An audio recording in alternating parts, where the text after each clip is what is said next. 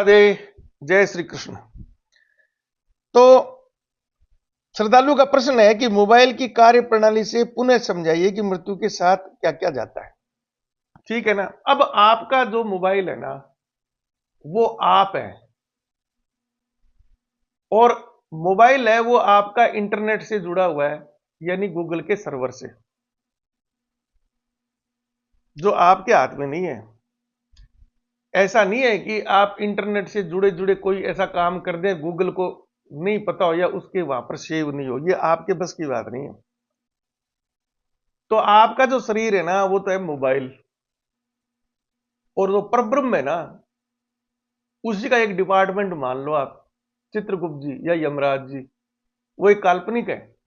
तो वो परब्रह्म है ना, वो 24 घंटे आपके संपर्क में है, क्योंकि आत्मा और परमात्मा चीज एक ही है ना। आप मोबाइल के हिसाब से समझना चाहेंगे भाई वहां गूगल अमेरिका में जाके डाटा इसका सेव हुआ है, तो ऐसी थोड़ी है।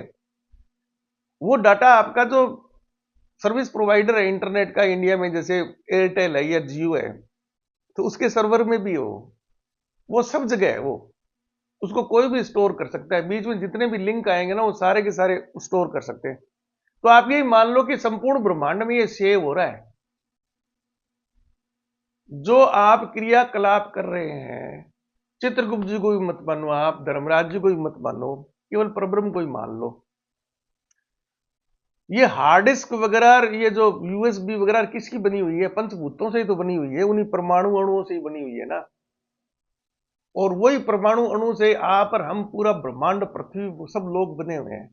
तो जैसे उनमें डाटा सेव रहते हैं ना, वैसे ही यहां पर भी ये डाटा सेव है आपका। अब आपने अपना पूरा जीवन व्यतीत कर लिया, आपने अच्छे काम भी किए हैं, आपने बुरे काम भी किए हैं। बहुत बार आपको ये भ्रम है कि मेरे को कोई देख नहीं रहा, और मेरे को कोई सुन नहीं रहा, इसका कोई सबूत नहीं है। तो मोबाइल में कोई भी आप हरकत करते हो, किसी को कॉल करते हो, कोई वीडियो देखते हो, कोई अच्छी फोटो देखते हो, या क्या करते हो, कोई गाना गाते हो, वो गूगल के अलावा बहुत जगह भी सेव रहता है वो। तो ये हमारा भ्रम है कि जो काम हम कर रहे हैं वो किसी को नहीं पता। हम इस मोबाइल की तरह हैं, हम उस परब्रह्म नामक इंटरनेट से जुड़े हुए हैं, जिसके पास सारे साधन हैं। 3D प्रिंटर भी उसके पास में है, वो सृष्टि का निर्माण करता है, वो सबको समाप्त भी करता है। सब प्रकार के memory card, USB, hard disk इत्यादि सब उसके पास में है। हर चीज आपकी वहां पर सेव है। समझ गए ना। अब बहुत से लोगों को ये भ्रम होता है कि जैसे हम मरेंगे ना तो हमारी बातें हमारे साथ ही गई, वो गोपनीय है, किसी माई के लाल को भी पता नहीं है हमने क्या किया। लो जी, इस मोबाइल को ही आप गोपनीय करके बता दो मुझे। आपका मन हो गया कि यार मैं ना, मैंने जो अच्छे काम किए या गंदे काम किए, मैं सबूत नहीं छोड़ना चाहता। आपने क्या किया कि मोबाइल को आग के भट्टी के अंदर झोंक दिया, सिम समेत ही, डाटा वाटा रिचार्ज वगैरह सारा का सारा, वो सारी चीजें नष्ट हो गई क्या? ये लो जी, आप ही कह रहे हो नहीं हुई जी। बस। तो ये जो मोबाइल है ना, जो प्लास्टिक का बना हुआ है, इसमें मदरबोर्ड बने हुए हैं, वो क्या नाम, लॉजिक गेट्स बने हुए हैं, सिलिकॉन चिप वगैरह है, बैटरी वगैरह सारी, ये पंचभूत है। तो जो गीता में जो 3 प्रकार के शरीर बताए गए हैं सांख्य दर्शन के हिसाब से, कृष्ण ने अर्जुन को समझाने के लिए सांख्य दर्शन का उपयोग किया है। तो ये मत मानो कि वही लोहे की लकीर है। कृष्ण ने अर्जुन को ज्ञान दिया था, आपको नहीं। आज के युग के हिसाब से चलो, आप दो ही चीज मानो, आत्मा और परमात्मा, बस। बाकी पंचभूतों से निर्मित ये शरीर, और आत्मा और परमात्मा में कोई भेद नहीं है, केवल पहचानने की जरूरत है। जिस दिन आपने अपनी आत्मा को पहचान लिया, आप खुद कहेंगे अहम ब्रह्मास्मि। कृष्ण ने कहा है, ऋग्वेद ने कहा है, ओम प्रज्ञानम ब्रह्म, जो ज्ञान है ना वही ब्रह्म है। यजुर्वेद में अहम ब्रह्मास्मि या एकम ब्रह्म द्वितीय नास्ते, ब्रह्म ही है, दूसरी कोई चीज नहीं है। ये जो ठोस तरल कुर्सी भी दिखाई दे रही है ना, ये भी ब्रह्म ही है। उस ब्रह्म ने ही बनाया इसको। केवल आपको पहचान नहीं है उसके अंदर क्या है, आप उसको लकड़ी का बना हुआ मानते हैं। उसमें परमाणु अणु इत्यादि सब है ना, और वो भी अंत में कहां पर है, वो सुपरफील्ड से बने हुए हैं ना। तो हर चीज में आपको वो सुपरफील्ड नजर आएगा जिसकी मैं बार बार बात करता हूं मैं। ये भौतिक विज्ञान का ये प्रमाणित चीज है।